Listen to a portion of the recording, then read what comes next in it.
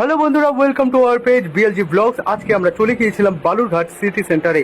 সেখানে আজকে উদ্বোধন হয়ে গেল এসবিএফ সিনেমাস বক্স অফিস। উদ্বোধন করলেন দক্ষিণ দিনাজপুরের জেলা শাসক। প্রথম দিন কলকি এবং অথৈ দিয়ে শুরু হলো আজকের এই সিনেমা বক্স অফিসটি। এটা হলো এসবিএফ এর টিকিট কাউন্টার। প্রথম দিনই বুকিং করতে চলে এসেছে বহু মানুষ।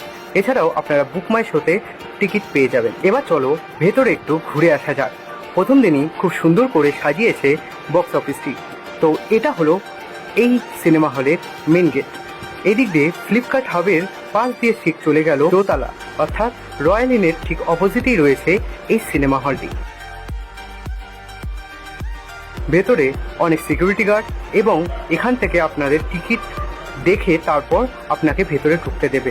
ভেতরে বিভিন্ন স্টল আপনারা দেখতে পাচ্ছেন, যেমন বার্গার, পপকর্ন, আরও অনেক কিছু স্টল আপনারা এখানে পেয়ে যাবেন।